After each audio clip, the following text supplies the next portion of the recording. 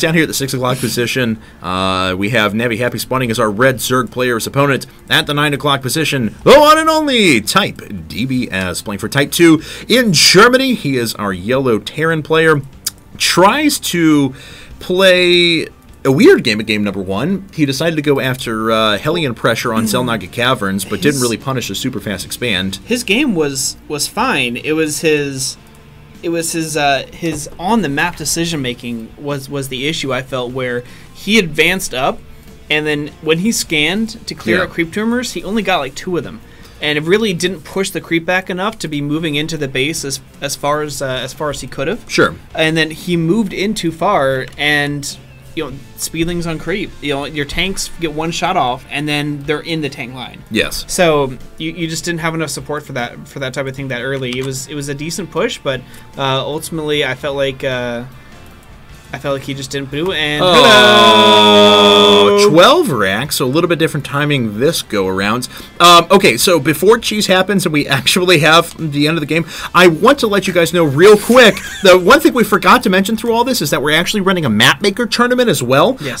So we need you guys to send in, prospective map makers out there, we need you guys to send in your your maps into us, because we are actually going to be introducing new maps into our tournament play. They're going to be used in IPL Team Arena, so on and so forth. We're giving away lots of fabulous prizes to the map makers that we actually end up choosing their maps from. So head over to teamliquid.net. You can find the thread on there, maybe more information. It's in the map making forum, so okay, definitely great. Check that out.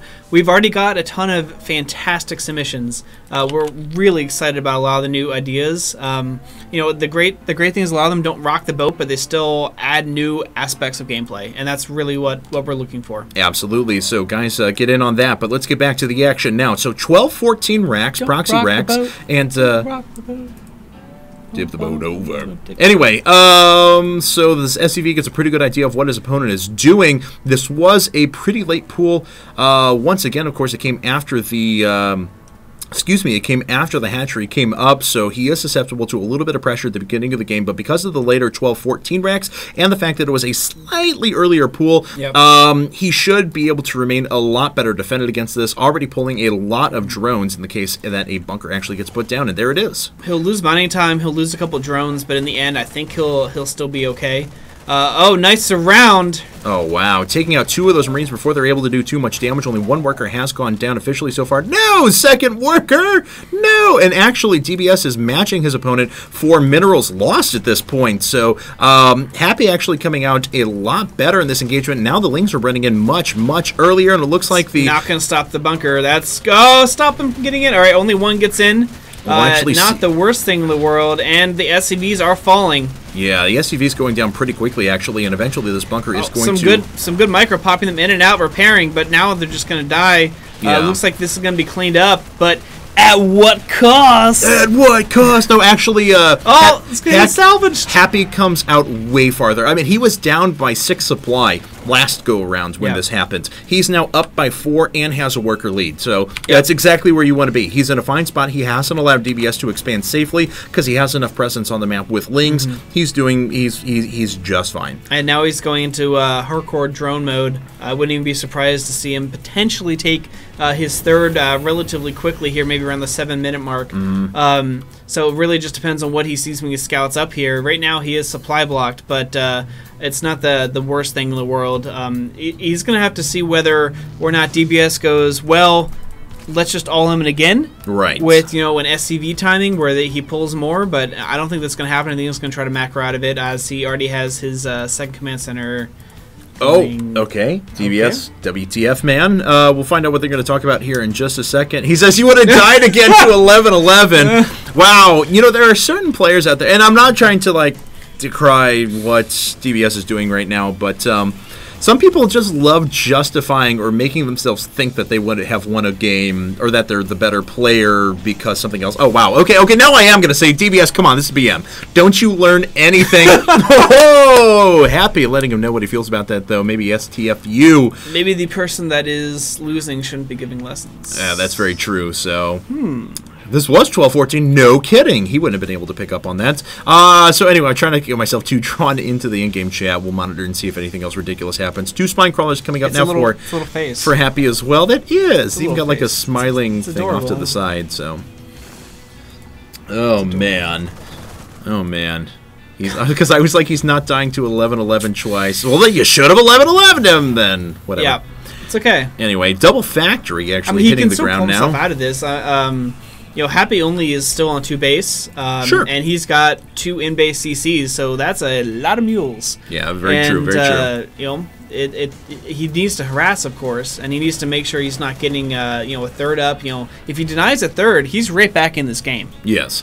But can he do that, though? There's the question. If we take a look at what's on the ground, wow, no speed is done for the Lynx. There is a third coming up over at the bottom right-hand corner, but the Marines certainly have the opportunity to do some damage there, depending on where these spine crawlers are at. Mm-hmm. Of course, if he doesn't swing his way around, he'll never be able to deny that because he simply can't go through those 3 spine crawlers. Blue flame! How exciting. Hooray! So, the great thing about Hellions, of course, is the mobility and being able to actually scout. It's, in addition to killing massive amounts of light units, they're great for mobile scouts. Yes. I believe some people have also compared them to race cars. So. Oh, really? Who's that? Anyway.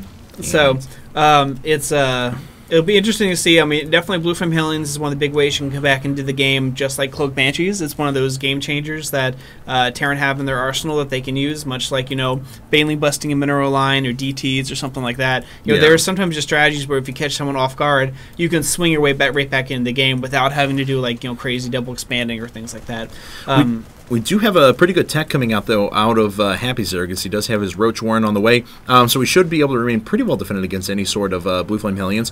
Because of the way the spine crawlers are positioned, and with those roaches that are coming up, there's already 4 on the way, he's actually going to be in a fine spot to receive a relatively unupgraded Marine. No, not even relatively unupgraded Marines. There's just nothing on them. No combat shield, no stim. He can't invest in that at this time. I really hate this Blue Flame Hellion push. Forward position that DBS has.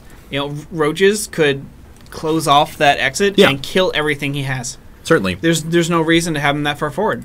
There's no reason at all. And just put your 1 Marine out there and figure it out. Because if you're not paying attention and Banelings just go bloop up the ramp, then your whole army's dead. All it takes is 3 roaches to block up the exit.